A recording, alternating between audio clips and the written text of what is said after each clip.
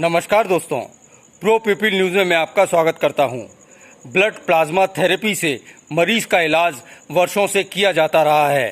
इस विधि के माध्यम से स्वस्थ व्यक्ति के खून के प्लाज्मा से रोग का इलाज किया जाता है। ब्लड प्लाज्मा थेरेपी क्या है, क्या इससे सभी रोगों का इलाज संभव है, ये जानने के लिए देखते हैं ये रिपोर्ट। पूरी दुनिया इस वक्त कोविड-19 का इलाज खोजने में लगी हुई है। कई देश इसकी वैक्सीन बनाने में जुटे हैं।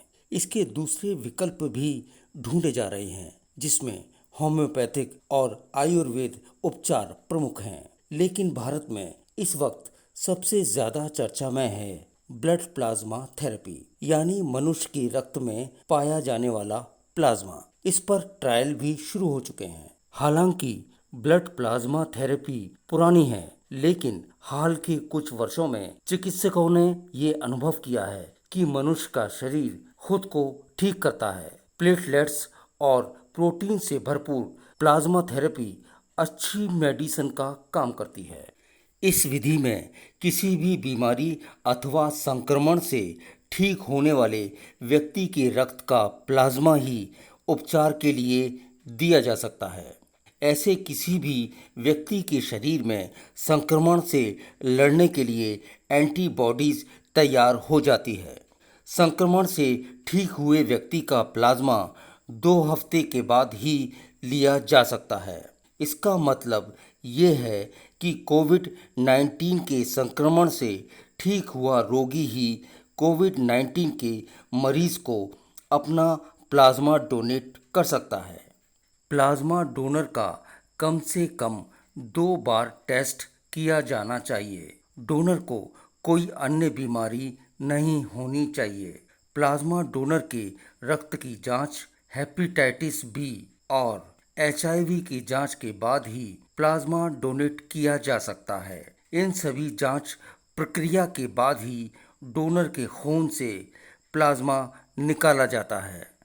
प्लाज्मा थेरेपी इलाज का सटीक तरीका नहीं है। इस पर अभी रिसर्च चल ही रही है। फिलहाल इसको विकल्प के तौर पर ही देखा जा रहा है। ब्लड प्लाज्मा थेरेपी के माध्यम से इलाज करने के लिए सरकार से अनुमति लेनी होती है। Drugs controller general of India और भारतीय चिकित्सा अनुसंधान परिषद इसके लिए परमिशन देती है। प्लाज्मा थेरेपी के अंदर जो एंटीबॉडीज़ जो पेशेंट कोरोना वायरस से पीड़ित थे और जो ठीक हो गए हैं, उनके ब्लड से एंटीबॉडीज़ को निकाल करके और उन लोगों में ट्रांसफ्यूज़ किया जाता है जो अब कोरोना से पीड़ित हैं। ये प्लाज्मा थेरेपी होती है और इसके द्वारा जो कोरोना से पीड़ित मरीज़ हैं उनकी इम्यूनिटी को बढ़ाया जाता है और ये माना जाता है कि इम्यूनिटी बढ़ने से कोरोना वायरस के मरीज़ ठीक हो जाते हैं। प्लाज्मा थेरेपी देने से कई पेशेंट्स में इम्प्रूवमेंट आया है और कई पेशेंट्स जो है ठीक भी हुए हैं। लेकिन प्लाज्मा थेरेपी के अपने बहुत साइड इफ़ेक्ट्स हैं। प्लाज्मा प्रोटीन्स का एक दूसरे में रिएक्शन हो सकता है और उससे जानलेवा रिएक्शन हो सकता है, जिससे जान भी जा सकती है मरीज़ की।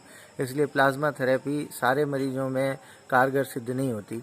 दूसरा, प्लाज्मा थेरेपी के लिए जो एंटीबॉडीज़ लिए जाते हैं वो एंटीबॉडीज़ लेने के लिए उन मरीजों को चुना जाता है जिन मरीजों में बहुत सीवियर इन्फेक्शन रहा हो और वो ठीक हो गए हों, क्योंकि एंटीबॉडीज़ की मात्रा ज़्यादा होनी चाहिए।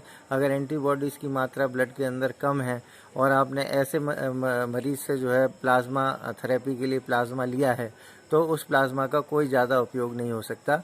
इसलिए इसमें 2 लिमिटेशंस हैं। एक लिमिटेशन तो ये है कि इसमें लाइफ थ्रेटनिंग रिएक्शंस हो सकते हैं, जो कि जो रिसिपिएंट पेशेंट है उसमें जो है जानलेवा हो सकते हैं। दूसरा जो लिमिटेशन है वो ये है कि जो प्लाज्मा डोनर है वो ऐसा पेशेंट होना चाहिए जिसको सीवियर टाइप का इन्फेक्शन हुआ हो और वो ठीक हुआ हो। उसी के अंदर ब्लड के अंदर अच्छे मात्रा में एंटीबॉडीज़, अच्छी टाइटर ऑफ एंटीबॉडीज़ मिल सकती हैं। तो ये 2 लिमिटेशंस की वजह से हर पेशेंट में प्लाज्मा थेरेपी का उपयोग नहीं किया जा सकता। कुछ चुनिंदा मरीजों में ही प्लाज्मा थेरेपी का उपयोग किया जा सकता है और अभी इसको केवल ट्रायल बेसिस पर यूज़ करना चाहिए। ब्लड प्लाज्मा ब्लड प्रोडक्ट है। शरीर के खून का लगभग 55% हिस्सा प्लाज्मा ही होता है। सामान्यतः ये पीले रंग का होता है। कोई भी स्वस्थ व्यक्ति एक बार में 2 रोगियों को प्लाज्मा डोनेट कर सकता है। इसका कोई साइड इफ़ेक्ट नहीं है। ब्लड डोनेट करने के बाद डोनर 2 घंटे के भीतर घर भी वापस जा सकता है। अगली बार फिर हाजिर होंगे एक नए जन विषय को लेकर। प्रो पीपल न्यूज़ के लिए अमिताभ आकाश की रिपोर्ट। लेटेस्ट न्यूज अपडेट के लिए हमारे चैनल को सब्सक्राइब करें और साइड में दिख रहे नोटिफिकेशन बेल आइकन पर क्लिक करके हमारे वीडियो को सबसे पहले देखें।